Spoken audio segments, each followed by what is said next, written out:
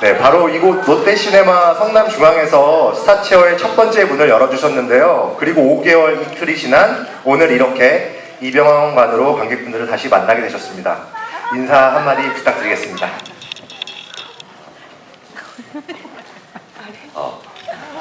네, 반갑습니다. 배우로 살면서 사실 자기의 이름을 단 극장을 갖게 된다는 것을 상상을 못 해봤는데 이런 기분이구나라는 걸 요즘 느끼고 있고, 저 개인적으로는 굉장히 제 인생에 있어서 되게 역사적인 날이에요. 그래서 이런 역사적인 그런 순간에 함께 여러분들이 이렇게 해줘서 너무 감사드립니다. 박수 좀 부탁드릴게요. 아니, 저는 제가 떨리더라고요. 그동안에 그 화산 폭발이 임박한 한반도를 구하기 위해서 고군분투를 하셨다고 들었는데, 영화 소개하고 좀 근황을 좀 말씀을 좀 부탁드릴게요. 그동안 미스터 선샤인이라는 드라마가 끝나고 두 작품의 영화가 촬영이 끝났어요. 어제 비로소 백두산을 4월 2일부터가 찍어서 어제 재촬영부는 끝났고, 그 이전에 남산의 부장들이란 영화를 촬영을 마치고 바로 이제 백두산에 들어갔었던 거예요. 그래서 다음 영화는 무슨 산이 될지 궁금합니다.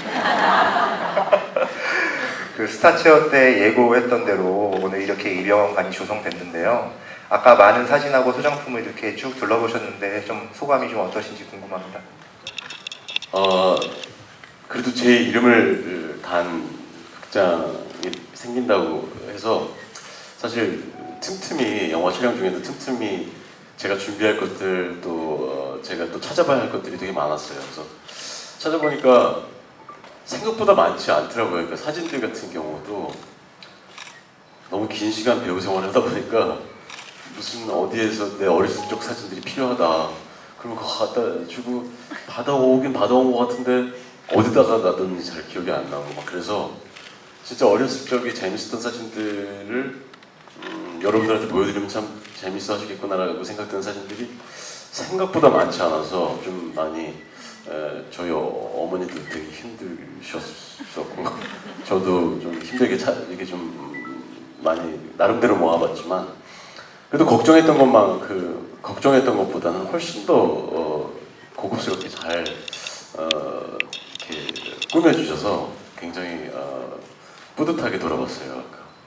제가 영화가 극장에 있는 이제 영화인 이름을 딴 극장들을 여러 곳을 가봤는데 뭐 여러 곳이라고 해봤자 얼마 되진 않지만 여기가 가장 화려하고 가장 잘 꾸몄습니다, 여러분.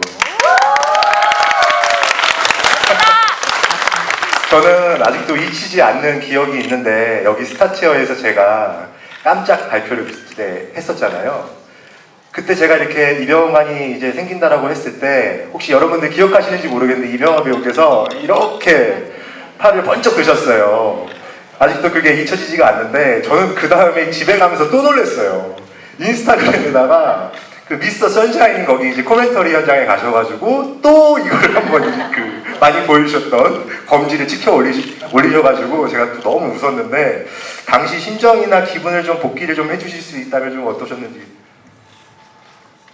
아까 처음에 인사드릴 때 말씀드렸지만 배우로 살면서 이 자기 이름을 단 극장을 갖는다는 게 그런 기분일 거라고 상상을 못했어요. 저도 모르게 팔이 올라갔고 뭐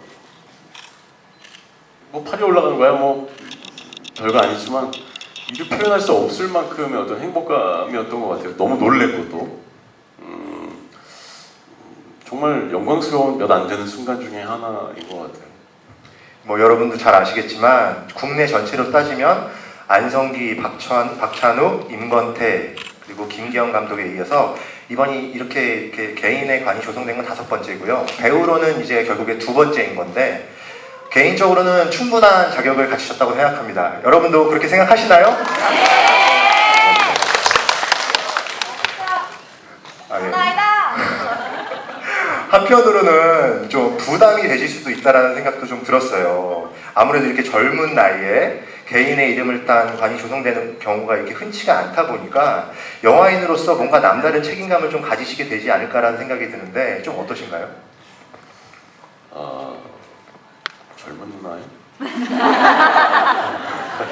젊어요. 젊은 나이. 완전 젊어요. 오빠 나랑 동갑. 야자 들려고?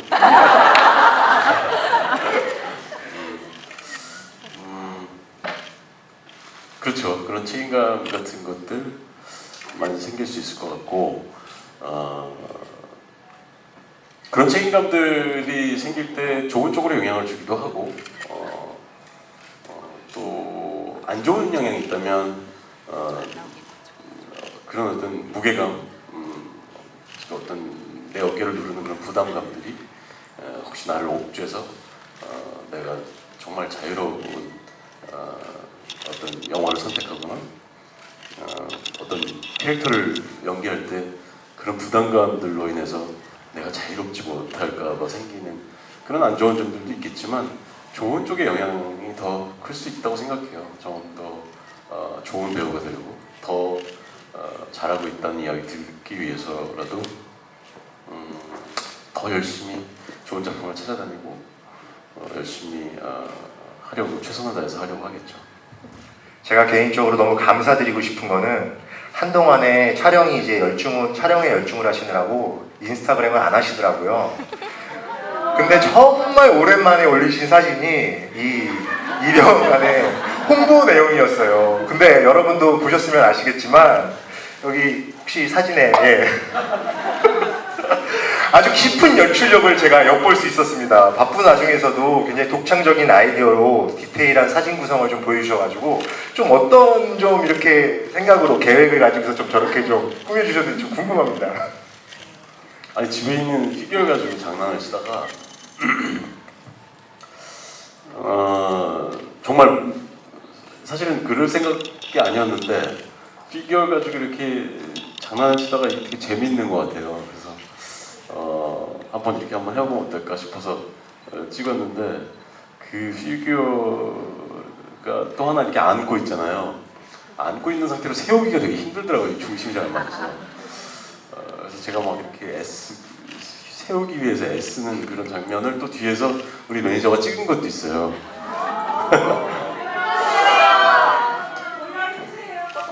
제가 그러면 올리겠습니다.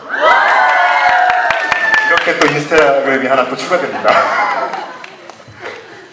아니 근데 제가 얘기 듣기로는 여기 아까 전시 다 보셨나요? 네. 여기 피규어가 5개가 있는데 여기에 굉장히 좀 저희가 좀 들으면 놀랄 만한 얘기가 좀 있다고 들었는데 좀 어떤 게 좀 있다라고 좀 소개 좀 해주셨으면. 피규어가 아까 보니까 5개가 있었던 것 같아요. 근데 아시는 분은 아시겠지만 스톰 섀도우하고 광해는 저기 스톰 섀도우 복장을 하고 오신 분이 있습니다. 그 2개는 판매가 되고 있는 살 수가 있는 거고 그래서 저희 사무실에서 가져다 놨고 나머지 3개는 변유한이라는 배우가 만든 거예요. 안상구하고 달콤한 인생의 선호하고 또 진회장 이 3개는 그 변유한 씨가 저한테 기증을 한 거예요. 여기 갖다 놓으라고. 미스터 선샤인을 하면서 처음 만났을 때 저한테 선배님 저 선배님 피규어도 있어요. 그래서 나도 있어. 아니요 저는 제가 만들었어요. 응? 그랬더니 자기는 그거 이렇게 만드는 게 취미라고 하더라고요. 그래서 너무 신기했어요. 그런 걸 만드는 사람을 처음 봤거든요. 근데 그것도 내가 함께 연기하는 배우라는 얘기를 듣고 너무 놀랬고 나중에 한번 보여달라고 그랬는데 이렇게 쓰일 줄은 정말 상상을 못했죠. 이걸 준비하는 과정에서 제가 사실은 변희환 씨한테 부탁을 했어요. 그 피규어 중에 내가 없는 것들을 좀 여기 전시할 수 있겠냐 그랬더니 너무 영광이라고 고맙다고 그러면서 받은 거죠. 좀 이따가 다시 한번 이렇게 확인을 해주시면은 괜찮을 것 같습니다. 그 오늘 상영한 광해에 대한 이야기를 하지 않을 수가 없을 것 같은데요. 저는 이 영화가 이병헌 배우의 진가를 그대로 보여주는 작품이라고 개인적으로 생각합니다. 왜냐하면 이제 세 명의 이병헌을 봤거든요. 하선, 그리고 광해, 그리고 광해가 되어가는 하선, 이렇게 세 명의 캐릭터를 봤는데 분장을 특별히 다르게 한 게 아니에요. 여러분도 잘 아시겠지만. 근데 이 정도로 명확하게 딱 보시면은 누가 광해고 누가 하선인지를 알 수 있잖아요, 저희가. 그래서 이렇게 캐릭터를 명확하게 변주하시는 어떻게 이게 가능한지, 접근을 어떻게 좀 하셨는지 좀 궁금해요. 분장을 다르게 했어요. 아니, 별 차이가 없던데요? 보통 배우들이 시나리오를 처음 읽으면 이 시나리오가 재미있다고 생각해서 다시 한번 두 번째 읽을 때 어느 정도 머리에서 설계가 되는 것 같아요. 캐릭터가 대충 설계가 되고 그 캐릭터의 어떤 겉모습의 형태일 수도 있지만 내면의 형태까지도 내 머릿속에 설계가 되는 경우들이 많았어요. 광해도 하선과 광해라는 인물은 나한테 완전 다른 인물로 설계가 됐어요. 처음 읽을 때. 그렇기 때문에 내가 설계했던 그 하선이라는 사람과 광해라는 그 인물과는 다른 사람으로 이미 나한테 내 머릿속에 있었기 때문에 그래서 연기할 때 다른 인물로 쉽게 내가 접근할 수 있었던 것 같아요. 저는 이때 영화 언론 시사회 때 가진 기자회견을 좀 잊을 수가 없는 게 이때 유승용 배우께서 이렇게 얘기를 했어요. 혼자만 잘하는 배우도 있어요. 그런데 이병헌은 함께 연기하는 배우를 돋보이게 하는 배우예요. 라고 이렇게 얘기를 하셨거든요.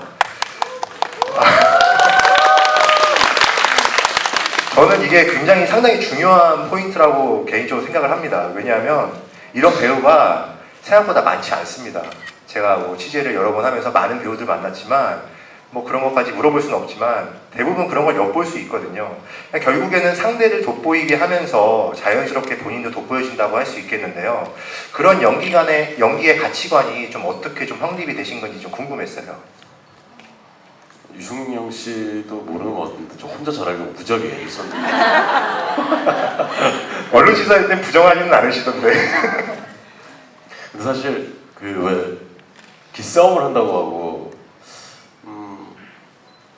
잘하는 배우랑 같이 함께 연기하는 것이 되게 자기가 상대적으로 좀 못나 보일까봐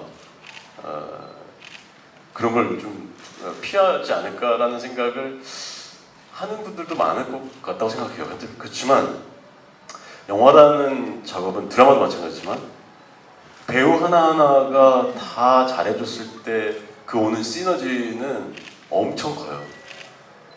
이 작품 자체 전체가 훌륭해야 나도 굉장히 훌륭해진다라는 생각을 하는 게 저는 맞다고 생각하거든요. 그렇기 때문에 아마 웬만한 배우들도 다 그렇게 생각을 할 거예요. 다른 누군가가 되게 잘해줬을 때 느끼는 그 행복감은 되게 커요. 그래서 저는 뭐 예를 들면 남산의 부장들을 하면서 거기 나오는 주요 배우분들 네 분하고 처음 해봐요. 긴 시간 동안 배우 생활을 했는데도 사실 처음 해보는 분들과 함께 그죠, 이성민 배우하고 곽도원 씨, 그리고 이희준 씨, 그리고 김소진 씨. 저는 정말 너무 행복했었던 게 그 아주 행복한 약간 긴장감도 있고 그 어떤 행복한 순간들인데 연기들을 너무 잘하는 거예요. 정말 이렇게 연기 잘하는 배우들과 함께 한다는 게 이렇게 신나는구나라는 생각을 했어요. 결국에는 그게 이 작품이 완성도가 생기는 거고 또 그런 완성도에 있는 작품에 나는 함께하고 있는 거기 때문에 그렇게 따진다면 모두가 잘해야 하는 것이 자기 자신한테도 되게 좋은 거죠. 여러분 이런 말에는 박수를 한번 쳐주셔야 됩니다. 저는 유명한 배우만의 긍정의 힘이 작용한 결과라고 생각하는데 지금 말씀하신 것도 좀 그랬던 것 같아요. 좀 굉장히 긍정적으로 세상을 좀 보셨던 것 같아요. 함께 호흡을 맞춘 배우들도 그래서 이렇게 이병헌 배우에 대해서 여쭤보면 굉장히 유쾌하고 해맑은 사람이라는 얘기를 굉장히 많이 합니다. 그래서 지금부터는 그 근원이 무엇인지 좀 찾아보려고 하는데요. 오늘 전시된 사진들 중에서 이병헌 배우의 히스토리 코너에 진열된 사진을 하나씩 꺼내보려고 합니다. 자, 지금 이제 하나씩 볼 건데요. 첫 번째 사진부터 보겠습니다. 네, 사진이 아니라 문구인데요. 모든 이의 마음에는 10살짜리 소년이 있다. 이 문구를 직접 삽입하신 걸로 알고 있습니다. 앞서 강익중 작가의 연작 전시 내가 아는 것에도 이 문구를 제공하신 바가 있는데 이 문장에 내포한 의미를 직접 소개를 좀 해주실 수 있을까요? 우리가 나이를 먹어가도 사실은 어릴 적 가졌던 그런 생각들과 또 그런 어떤 해맑음과 또 순수함들이 난 누구에게나 다 있다고 생각해요. 살면서 이러저러한 여러 가지 상황들 그리고 또 희노애락을 겪으면서 조금씩 무뎌지고 굳은 살이 배기고 어떻게 생각하면 약간 때가 타고 사회를 알게 되고 더 머리로 계산하려고 하고 마음으로 가슴으로 생각지 않고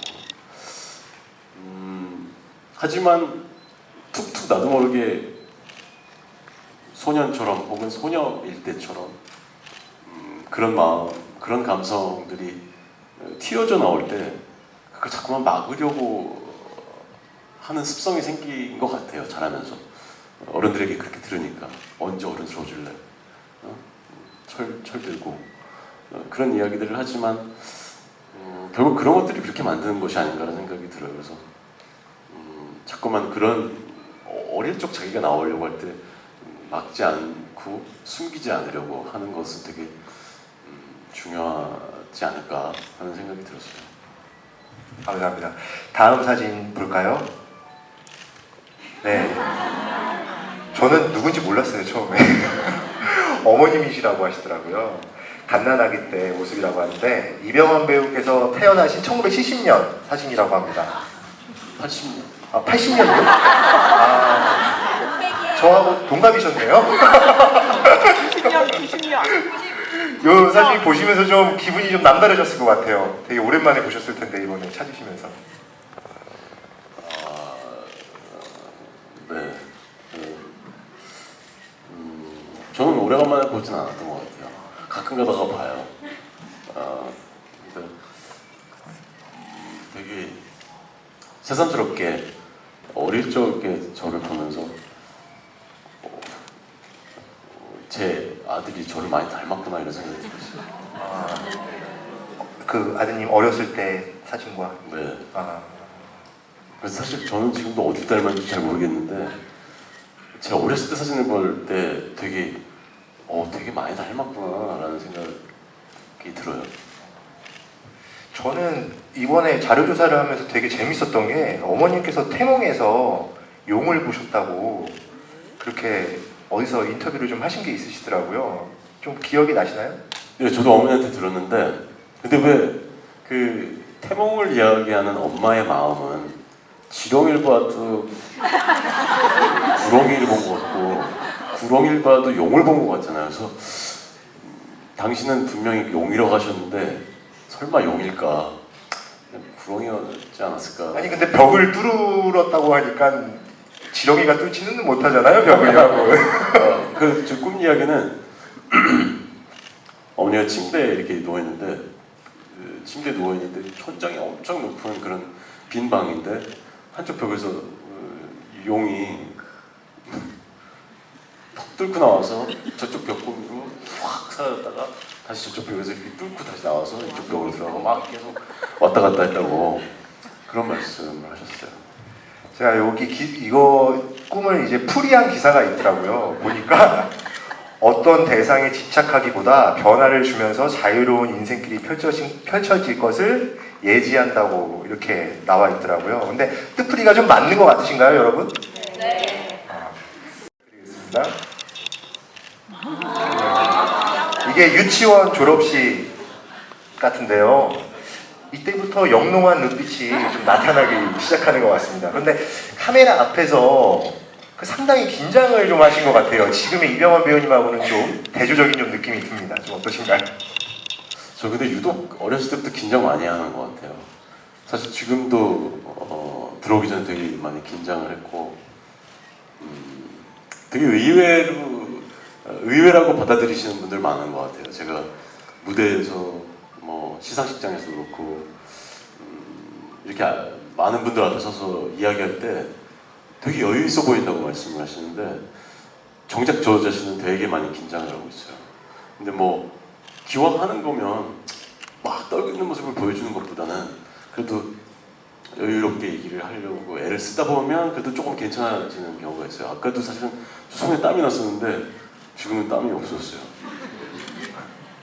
근데 예전에 어린 시절에 되게 굉장히 활발한 이런 아이였다라고 굉장히 말씀을 많이 하셨는데 이게 개구쟁이셨나요? 아니면 이렇게 골목대장 스타일이셨나요? 아니면 두 가지를 다 갖춘 그런 아이셨나요? 두 가지 다 있었던 것 같은데 굳이 한쪽으로 얘기하자면 개구장이 쪽이 더 맞는 것 같아요. 어떤 면 때문에 그렇게 생각하시나요?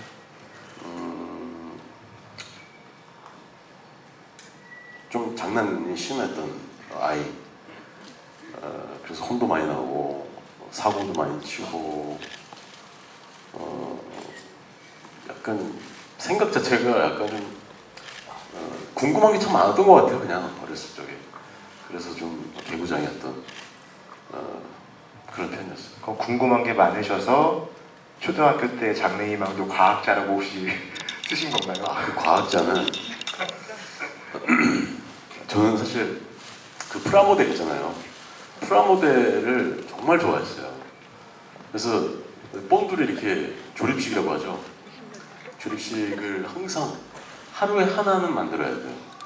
하루에 하나는 만들고 어떤 날 빨리 끝나는 날은 두 개도 만드는데 그걸 잘 만들면 과학자가 되는 건 줄 알았어요. 그리고 과학자는 얼마나 좋을까. 맨날 이런 거를 만들 수 있으니까. 그래서 저는 과학자가 그때 꿈이었어요. 과학자가 무슨 일 하는지 제대로 알지 못해서 이제 그런 얘기를 한 건데 심지어 몇 달 전에도 누군가가 그 건담을 그 큰 프라모델 있잖아요. 그 되게 어려운 거예요. 한 일주일 정도 걸리는 거. 그걸 못 만들고 집에 가지고 있다 그래서 제가 만들어서 줬어요.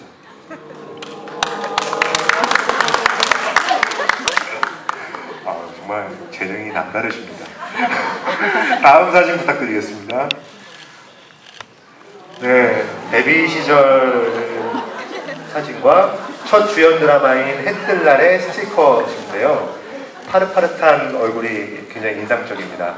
아무래도 이제 해뜰날 촬영이 첫 주연이시다 보니까 저때 당시에 촬영을 할 때 좀 설렘과 불안이 좀 공존하는 아무래도 좀 그런 시간이 아니었을까 싶은데 좀 어떤 마음으로 연기를 하셨는지 그때 기억이 좀 나시나요? 연기를 하면서도 사실은 배우가 될 거라는 생각은 거의 하지 않았기 때문에 아마 내 생각에는 저 때도 그냥 뭐 이 직업은 내 인생 지나가는 직업일 거라고 생각했어요. 이 직업이 계속 내가 뿌리를 내릴 직업이라고 생각지 못했었던 것 같아요. 그리고 이게 이제 일일 드라마였거든요. 그래서 저희가 광명시였을 거예요 아마. 광명시였나. 아무튼 그 동네에서 항상 촬영을 해요. 항상 뭐 일주일이면 한 4일 정도 저기서 촬영을 하고 하루 방송국에서 녹화를 하고 나는데 이게 매일 일일 연속극이라 그런지 매일 똑같은 생활을 하고 똑같이 아침 일찍 나가서 몇 시에 돌아오고 뭐 이렇게 하니까 약간 자유직업인이 아니고 직장을 다니는 것 같은 그런 느낌? 되게 아주 그냥 매일매일 같은 생활이 같은 느낌? 그런 생각이었었어요. 다른 경험을 하지 않았기 때문에 그때 당시에는 그냥 그것만 했기 때문에 그런 느낌이 좀 들었었던 것 같아요. 저 때는. 근데 이때 이제 신인 탤런트에게 이제 그 많은 기회가 이렇게 주어지지는 않잖아요. 그 실제로 굉장히 어렵게 잡으신 기회였을 것 같고, 그래서 좀 더 각별한 애정이 좀 있으실 것 같은데 좀 어떠신가요?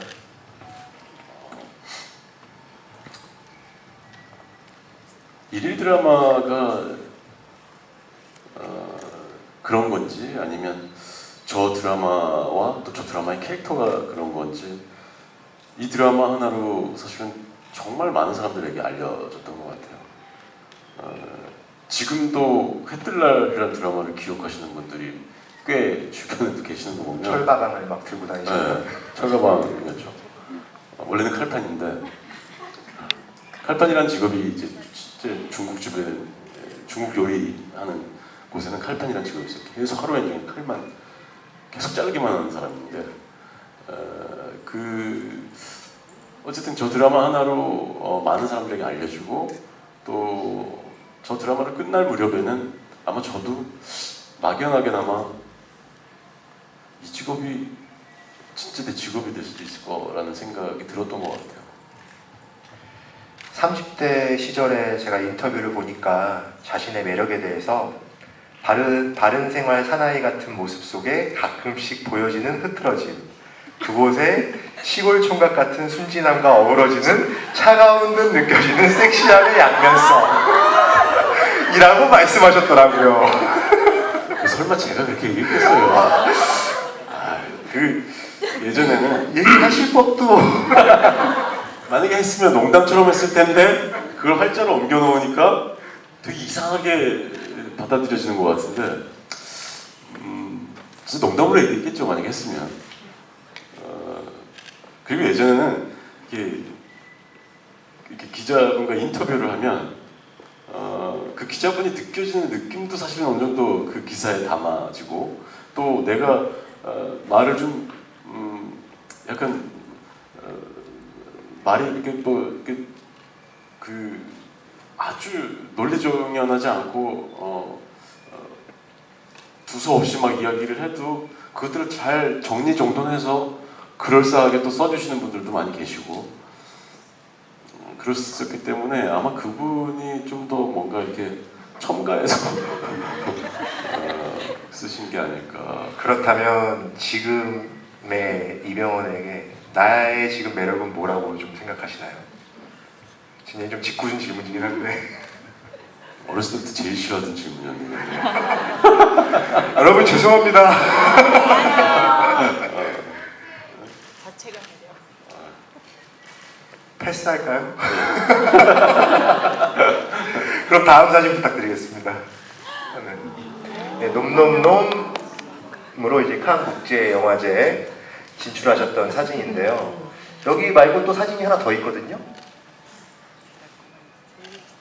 사진이 하나 더 있는데 그냥 이걸로 가겠습니다. 그 김지훈 감독님하고 이 작품을 비롯해서 밀정, 악마를 보았다, 달콤한 인생 많은 작품을 하셨어요. 단순히 이제 책이 좋아서 같이 하셨을 수도 있겠지만 뭔가 호흡이 잘 맞는다라는 느낌을 사실 지울 수가 없거든요. 김지훈 감독하고는 좀 어떻게 이렇게 같이 계속 작품을 하시는 그런 사이로 좀 발전하셨는지 궁금합니다. 아마도 나를 제일 많이 하는 감독이 아닐까라는 생각이 들어요. 나에 대해서 많은 부분을 알고 있기 때문에 또 나를 요리를 잘하고 또 어떤 부분을 꺼집어내야 되겠다라는 생각을 또 할 수 있는 거고 그리고 작업할 때의 어떤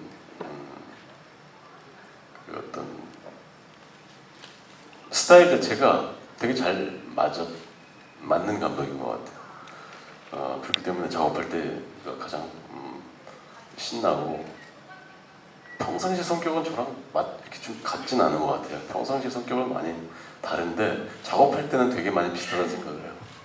저는 개인적으로 그 일반적인 배우분들하고 좀 다르셔서 아무래도 감독님이 좀 반하시지 않았을까라는 생각이 좀 드는데 원래 이제 배우들은 이제 촬영을 들어가기 전에 감독한테 나 이렇게 했으면 좋겠다, 뭐 요거는 이렇게 했으면 좋겠다라고 이렇게 얘기를 해요. 그러면 감독이 대부분 받아들여주고 이제 그렇게 이제 시작을 하는데, 이병헌 배우님 좀 특이하세요. 제가 촬영 현장에 있는 스태프들이나 배우분들한테 물어보면 일단 감독이 원하는 거를 다 찍으세요. 다 감독이 원하는 대로 찍으신 다음에, 다 찍은 다음에 나 이렇게도 한번 찍어보고 싶어요 라고 해서 촬영을 이렇게 한번 더 하시는, 그냥 감독을 먼저 배려를 해주신다고 봐야 되는 건데, 이게 상당히 이건 좀 독특한 접근법이 아닐까, 좀 그런 생각이 좀 많이 들었습니다. 저는 그게 독특한 거 아니라고 생각해요. 왜냐면 그렇게 많지는 않지 않나요? 난 어차피 영화 하나에 한 캐릭터를 맡아서 하는 배우잖아요. 하지만 어쨌든 간에 이 전체의 캐릭터들을 다 객관적으로 보고 이 상황들 그리고 영화 전체를 머릿속에 가지고 있는 감독이 가장 객관적인 시선을 가지고 있다고 생각을 해요. 그렇기 때문에 때에 따라서는 내가 한 캐릭터를 연기하는 배우인데 내 위주로 생각을 했을 때 분명히 잘못된 지점이 분명히 있을 거라고 생각을 해요. 그래서 감독의 의도는 존중돼야 한다고 생각을 해요. 그렇기 때문에 감독이 의도하는 바를 반드시 연기를 해놓는 것은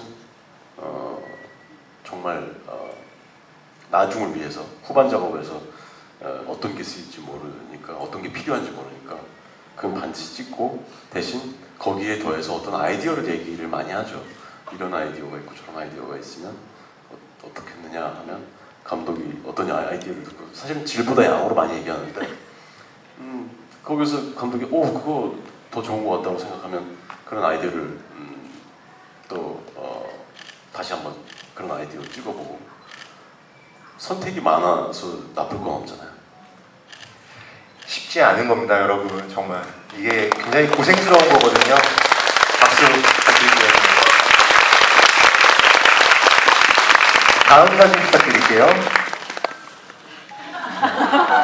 사실 지금이야 몇몇 이제 충무로 배우들이 헐리우드를 진출을 이렇게 타진하고 있지만, 당시만 하더라도 거의 전무하다시피 했는데, 이게 국내에서 이렇게 안주하지 않으시고 혈혈단신으로 이렇게 새로운 길을 개척한다는 거는 누가 봐도 쉽지는 않은 선택일 것 같습니다.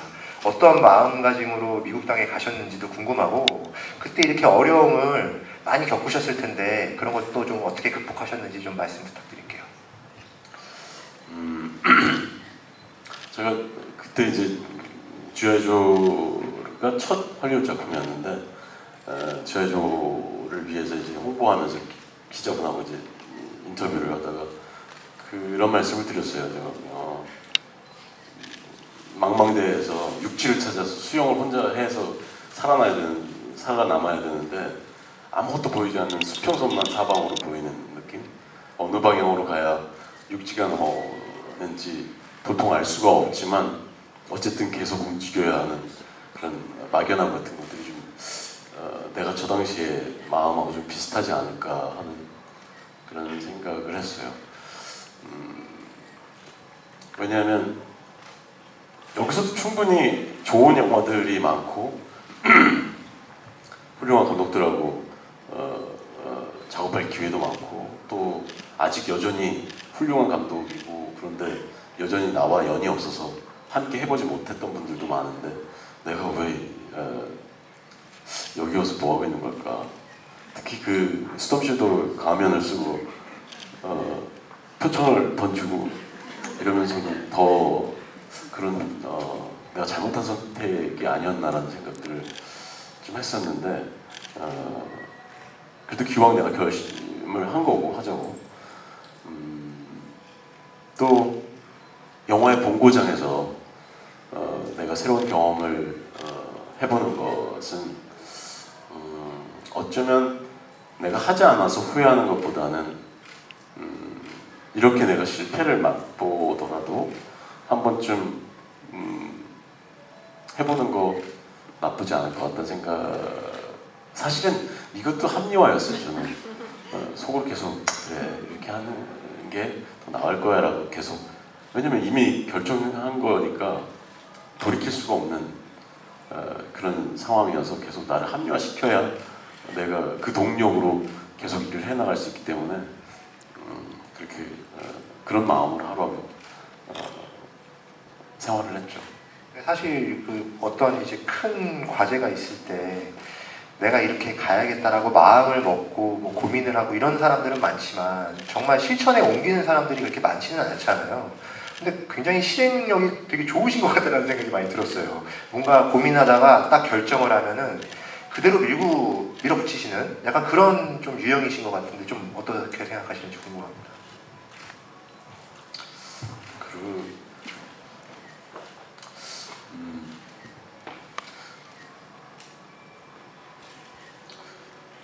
근데 되게 또 우유부단한 성격이 있어서요. 왜 진짜 밥 먹으러 가가지고 메뉴판 보고 계속 들여다보고만 있고 결과는 저번 스타체어에서도 저랑 반대되는 얘기를 엄청 많이 하셨는데 오늘도 많이 하시네요. 아니 솔직해야지. 계속 그렇다고 얘기할 수 없잖아요. 근데 솔직하게 다 얘기하는 거예요. 근데 결과적으로는 이것저것 다 먹고 싶은데 선택을 못하고 한참을 보다가 내가 이거 먹을 테니까 너 이거 먹어 라고 주변 사람들을 시켜요. 다 결국엔 가운데다 놓고 조금씩 나눠 먹는 그런 스타일인데 그런 고민을 되게 오래 해요. 어떨 때는 약간 좀 쓸데없는 시간을 그렇게 결정하지 못하면서 보내는 경우가 많아요. 하지만 어쨌든 뭐 그런 긴 시간 동안 생각을 하다가 결정을 하면 그것만큼은 그냥 그래도 끝까지 잘 해보자라는 그런 생각을 하긴 하는 것 같아요. 그렇죠. 그러니까 뭐 부인하는 건 아니에요. 그 말씀. 알겠습니다. 다음 사진 부탁드리겠습니다. 네.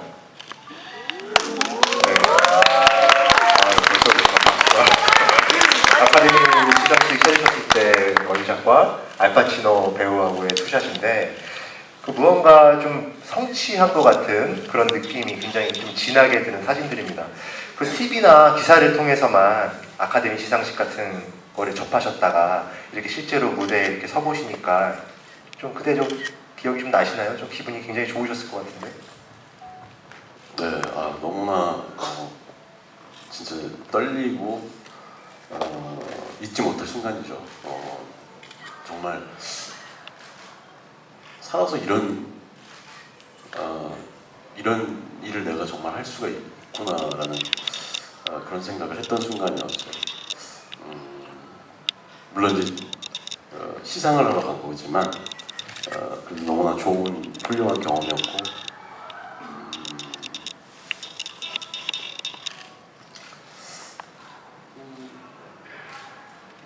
정말 저거 하나 때문에 그때 갔었기 때문에 도착해서 이틀인가 정도 시간 있고 저거만 끝내고 바로 저희는 그 부동네 애프터 파티가 있는데 그 애프터 파티도 구경하지 못하고 끝나자마자 공항으로 바로 달려갔어요. 그래가지고 놓칠 뻔한 비행기를 가까스로 타고 다시 돌아왔던 기억이 나요. 왜 이렇게 서둘러서? 그때 무슨 스케줄 때문이었던 것 같아요. 이게 내가 시상자로 뽑힌 것이 아주 오래전에 결정이 보통 되는 게 아니니까 내가 다른 스케줄이 이미 있는데 저 결정이 나서 연락이 온 거기 때문에 어떻게든 그 사이에 끼워 맞춘 스케줄이 된 거죠. 뭐 어찌됐든 다음에 한 번 더 가실 거예요. 이번에는 시상자로. 그렇죠, 여러분? 저는 너무 좋을 것 같습니다. 여기 알파치노 배우하고 같이 찍으신 사진도 있는데 개인적으로 굉장히 좋아하시는 배우로 알고 있는데 미스컨덕트 이제 같이 영화를 또 촬영하시기도 하셨잖아요. 굉장히 좀 유심히 관찰하셨을 것 같아요. 연기하는 걸. 내가 아무래도 좋아하는 배우가 내 앞에서 연기를 하다 보니까 같이 연기한다는 게 굉장히 의미도 깊을 것 같고 좀 그럴 것 같은데 좀 어떠셨나요? 네. 그러기에는 같이 나오는 신이 한 신밖에 없었거든요. 유심히 그 한 신만 지켜봤죠. 근데 그 전에 처음 그 촬영지에 가서 우리가 영화 촬영 시작이 되기 전에 감독과 함께 이제 주요 배우들이 식사를 하는 자리에서 갑자기 제안을 하시더라고요. 그 어떤 연극 극장, 소극장 같은 것만이라도 여기 좀 하루 빌려서 우리가 리딩 및 리허설을 한번 하자. 운 좋게 이 촬영팀이 뉴올리언스라는 그 곳에 가장 큰 연극 극장을 빌렸어요. 정말 좌석이 엄청나게 많고 무대도 엄청 큰 거기에서 리허설을 한 씬 한 씬 하는데 저는 사실 알파치노가 리허설을 하면서 이런 대사를 해보고 저런 대사를 해보면서 이 대사가 더 맞는 것 같은데 이 대사가 더 좋은 것 같은데 그래서 막 감독하고 계속 끊임없이 이야기하고 이렇게도 해보고 저렇게도 해보고 막 하는 그런 모습들도 정말 너무 본받고 싶은 그리고 또 나한테 공부가 된 그런 어떤 장면들이고 순간들이었지만 내가 지금 이 무대니까 저는 또 떨리잖아요. 무대 위에서 저분하고 같이 지금 리허설을 해야 된다는 생각에 되게 많이 긴장하고 있었던 것 같아요. 그래서 그냥 뭐 대사도 몇 마디 없는 그분하고 하는 대사가 몇 마디 안 돼서 그냥 외워서 하면 되는데 외웠는데도 혹시 내가 틀릴까봐 그 쪽지 대본 같은 걸 들고 가서 읽었어요. 그래서 뭐 아무튼 그때 그 사진도 우리 그 매니저가 찍은 사진이 있을 텐데 그건 어딘지 몰라서 올리는 건 약속 못하고 아무튼 뭐 굉장히 되게 정말 참 멋있다 저 열정이.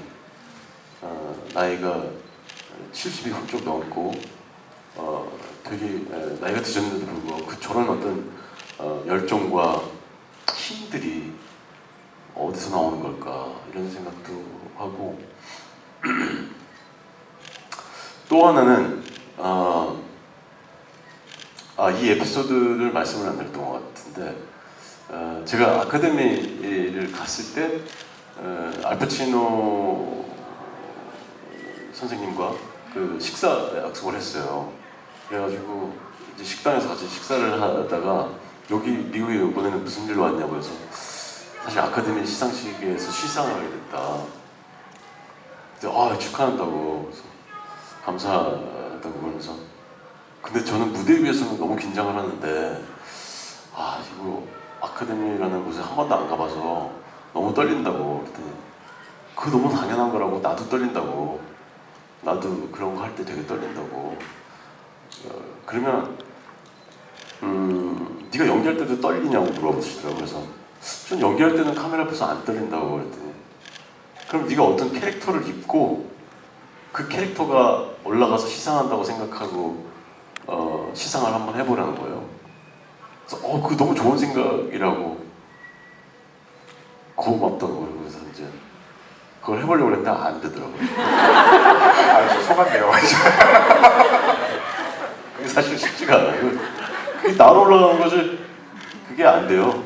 근데 이론은 그럴듯했어요. 근데 이제 나도 되게 놀라웠던 건 그런 분도 당신도 그런 자리에 올라가면 굉장히 떨린다는 말씀하시더라고요. 만약에 그렇게 할 수 있으면 정말 롱테이크 샷이네요. 네, 다음 사진 부탁드리겠습니다. 네, 헐리우드 중심에 있는 글로벌 스타일링 극장 앞마당에서 핸드프린팅 하시는 모습인데요. 저기 뭐라고 써있는지 보이세요? 이병헌 배우 젊은 시절에 저렇게 만지고 있는 저희 브루스 리예요. 그 흔적을 보면서 꿈을 키우신 청년께서 지금 이렇게 긴 노력 끝에 새로운 역사를 썼다고 할 수 있겠습니다. 당시 감회가 좀 남다르셨을 것 같아요. 제가 그 20몇 살, 20대 때 이제 관광객으로 놀러 가서 어릴 적부터 너무나 저한테 히어로 같았던 브루스 리 땅에 그 스타 마크가 있어서 신기해서 찍었던 그런 사진이에요. 저 이 준비하면서 되게 궁금했는데 한동안은 지금 이제 헐리우드 진출을 잠깐 이제 국내 작품에 좀 많이 올인을 좀 하셨는데 뭐 조만간 헐리우드에서도 뵐 수 있는 건가 좀 궁금합니다. 그 부분에 대해서는 저도 아무런 대답해 드릴 수 있는 게 없어요. 아직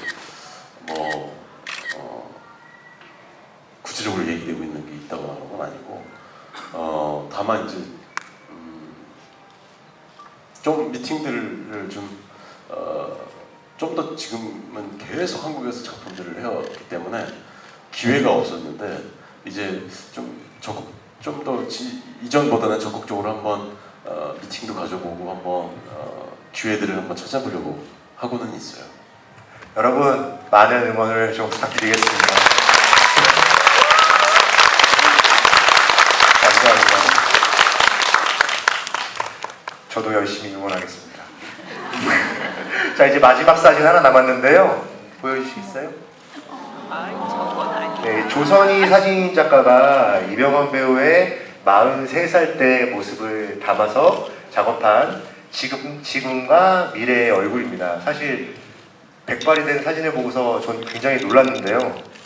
너무 멋있지 않습니까?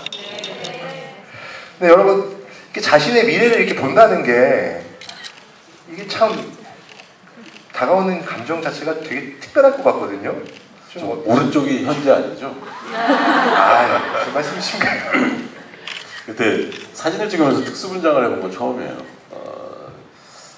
보통 사진을 찍으면은 이렇게 약간 CG처럼 많이 이렇게 고칠 수 있으니까 그런 걸로다가 하는 거라고 생각을 했는데 사진을 찍으면서 진짜로 좀 머리, 모든 주름 이런 것들을 다 특수분장을 해가지고 했는데 저도 그날 사진 찍으면서 저 사진을 보면서 기분이 되게 묘했던 것 같아요. 정말로 내가 나이가 들어서 이런 모습으로 나이가 들게 될까? 아니면 또 다른 모습일까? 되게,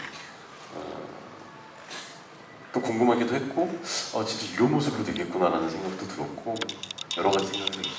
저기 표현된 거는 그러니까 30년 뒤니까 73살의 얼굴인데 저는 좀 아닌 것 같아요.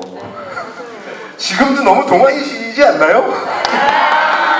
80, 40은 넘어야죠. 저런 얼굴이 나오지 않을까. 좀 개인적으로 그렇게 생각하는데 저 때도 혹시 계속 연기를 하고 계실지가 좀 궁금합니다. 그럴 수 있는 힘이 있으면 할 것 같아요. 해주실 것 같네요, 여러분. 여러분들이 많이 이렇게 응원해 주시면은 충분히 해내실 수 있을 거라고 봅니다. 그 팬분들의 이런 응원이 있었기에 사실 지금까지 이병헌 배우께서 이렇게 있었다고 해도 과언이 아닐 텐데요. 여기 대표로 이제 참석해 주신 관객분들한테 이 자리 이렇게 성장하기까지의 이런 고마움이라든지 이런 걸 좀 표할 수 있는 좀 말씀을 좀 한마디 해주셨으면 좋겠어요.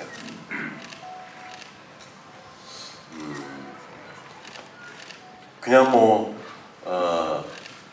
인사차 드리는 말씀이 아니고 정말로 배우라는 직업은 봐주시는 관객분이 있어요. 빛이 나는 거라고 생각을 해요. 어쩌면 이렇게 영광스러운 자리를 만들어준 것도 관객분들이 아닐까, 그리고 저의 연기를 좋아해 주시는 팬분들이 아닐까라는 생각을 하고 그래서 어쩌면 또 이렇게 이 영광스럽고 역사적인 그런 순간을 여러분들과 내가 지금 함께하고 있는 것이 아닌가라는 생각이 들어요. 너무 배우로서 행복하고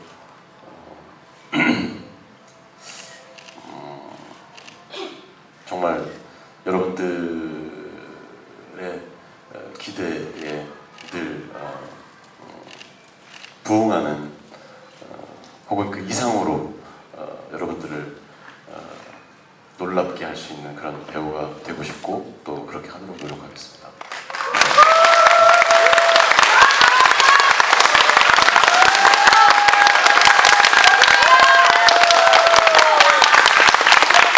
제가 오늘 드리는 마지막 질문이자 어떻게 보면 부탁인데요.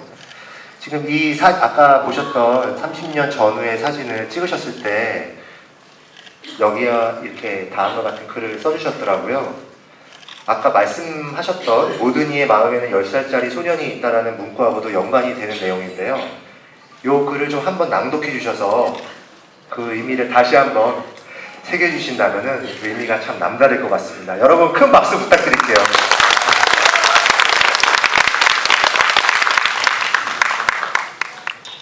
야, 이거 무슨 노래 부르는 것처럼 쑥스럽네요. 이게 내가 나한테 조선희 작가가 저한테 부탁을 그렇게 했어요. 내가 나한테 하는 이야기를 짧게 글을 써달라고 해서 애써 어른스러워지려고 하지도 철없다는 핀잔에 부끄러워하지도 않았으면 좋겠어. 때론 철없던 어린 시절의 그 순수했던 엉뚱함으로 지나치기만큼 자유로운 생각 때문에 오히려 생각 없어 보이던 그때 그 기분을 여전히 가슴에 품고 사는 건 아주 멋진 일이라고 생각하거든. 어쩌면 그건 네가 살아가면서 생각지도 못할 만큼 엄청나게 위대한 무기가 될 수도 있으니까. 어른, 때로는 소년. 감사합니다. 여러분 쉽지 않은 겁니다. 큰 박수 다시 한번 부탁드릴게요.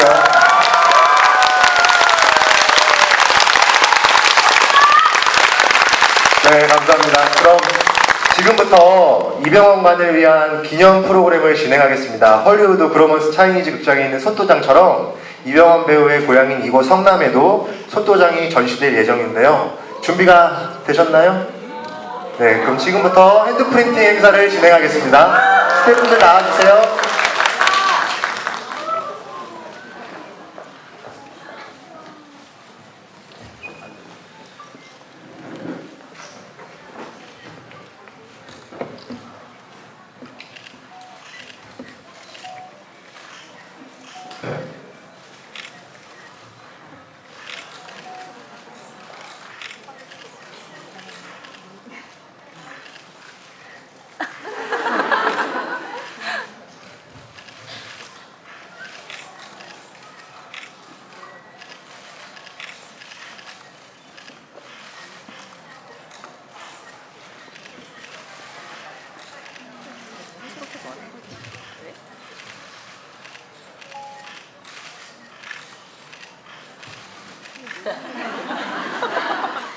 이전에도 많이 하셔가지고 많이 하셔서 익숙하실 것 같은데 좀 기분은 좀 남다르실 것 같아요. 고향이셔가지고. 그리고 또 아무래도 오늘 이렇게 핸드프린팅을 하는 날이 이병헌 배우의 생일입니다. 여러분 큰 박수 부탁드리겠습니다.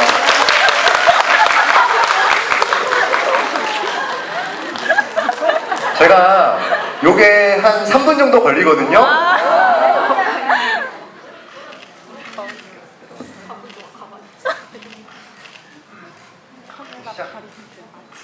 이게 3분 정도 걸려가지고 제가 이번에 이병헌관을 위해서 애써주신 많은 분들이 계세요. 제가 한 분 한 분 좀 소개를 좀 시켜드리고 싶은데 앉으실 수가 없네. 앉으셔도 된답니다. 더 이상한데? 그 프린팅이 진행되는 동안 한 분씩 좀 소개를 해줘도 괜찮을까요? 네, 호명하시는 분은 무대로 나오셔가지고 간략하게 인사만 이렇게 해주시면 될 것 같아요. 일단 BH 엔터테인먼트 손석우 대표님,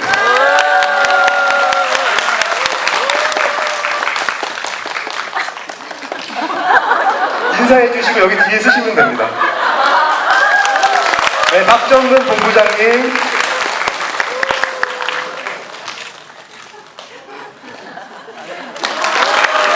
네, 강정호 실장님,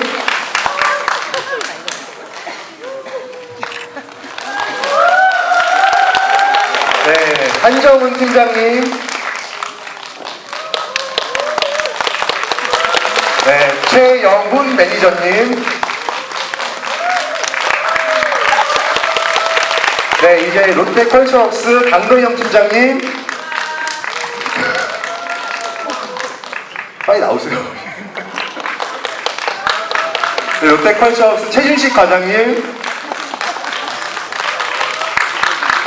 네, 롯데컬처웍스 송하길 리더님, 네, 그리고 김주환 대리님, 네, 마지막입니다. 나홍재 대리님 나와주세요. 여기 나홍재 대리님이 나이가 제일 어리신데요. 이병헌 배우님하고 생일이 똑같다고 합니다. 박수 부탁드리겠습니다.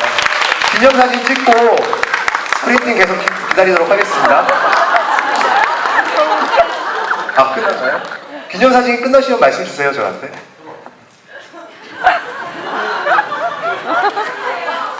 사진 다 찍으셨나요? 네, 나와주세요. 이제 다 들어가주세요. 감사합니다.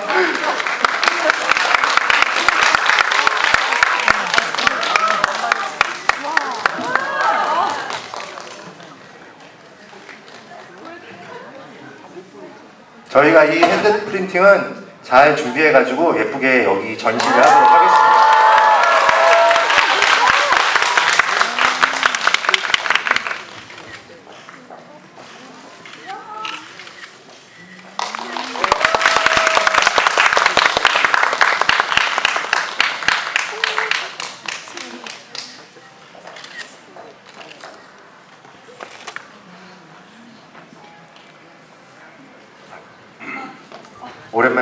오랜만에 하시니까 떨리시지 않으시나요?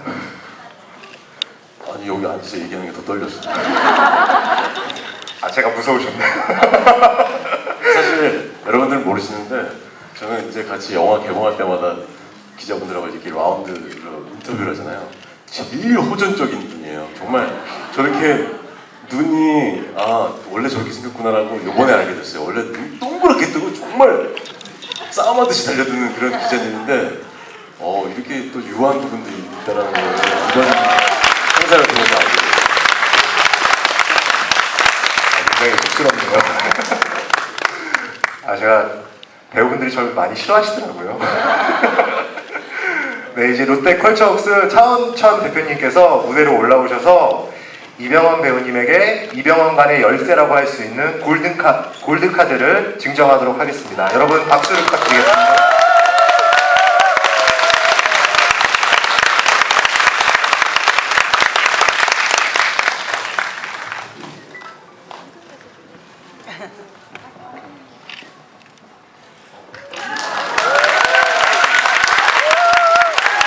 기념사진도 촬영하겠습니다.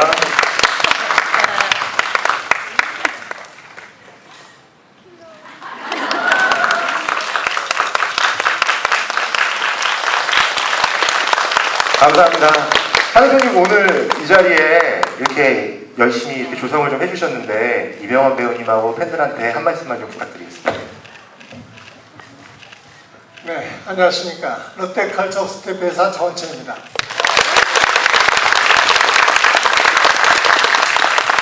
오늘 스타체어 첫 브랜드관으로서요. 오늘의 주인공이신 우리 이병헌 대배우님은 이 브랜드관 오픈을 축하하기 위해서 와주신 모든 분들께 감사드립니다. 처음에 스타체어 이걸 행사를 진행하면서요. 어느 분을 처음으로 모시느냐에서 논란이 좀 있었습니다. 그래서 우리 이배우님을 처음에 모시려고 했는데 거절하면 어떨까 해서 한참 고심 좀 했습니다. 그래서 용기를 내가지고 이배우님한테 이런 일을 하는데 도와줄 수 있겠습니까? 했더니 아주 흔쾌하게 해주시더라고요. 그래서 저도 영화를 전에 같이 했는데 도움도 많이 받고 해서 또 굉장히 좋아하는 배우입니다. 그러니까 조금 전에 보셨는데요. 30년, 40년 후에도 아마 지금보다 더 나은 연기를 아마 해주시라고 저는 믿습니다. 그래서 그런 의미에서 저 이 브랜드관을요, 우리 이병헌 배우님한테 드릴 브랜드관을 지금보다 더 낫게 잘 관리해서 더 좋게 만들어 놓겠습니다. 항상 건강하시고요. 오늘 많으시기 바랍니다. 네, 감사합니다.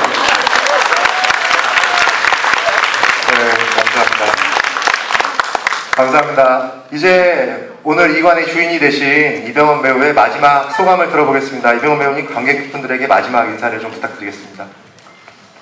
아까부터 몇 번씩 마지막 인사를 제가 마지막 질문을 했습니다.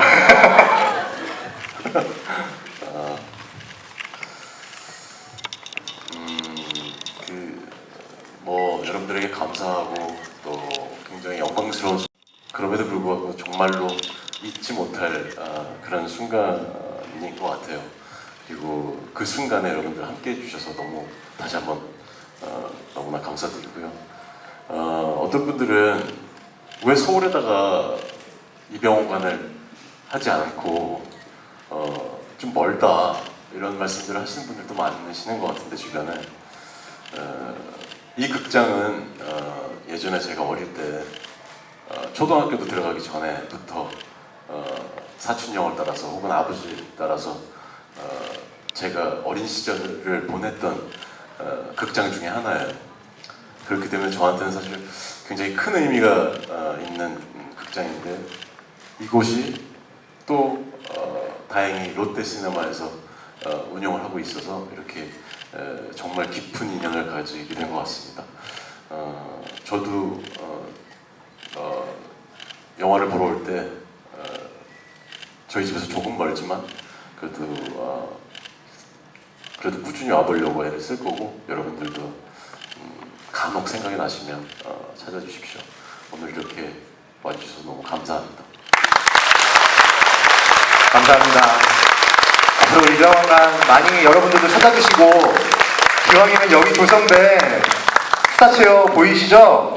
네, 거기도 자주 이용해 주시면 어려운 이웃들에게 또 전달이 되거든요. 잘 이용해 주셨으면 좋겠고요. 여러분 그렇게 해주실 거죠? 네, 감사합니다. 그럼 이병헌 배우님 마지막으로 관객분들하고 사진 한번 찍으시고 오늘 행사 다 마치겠습니다.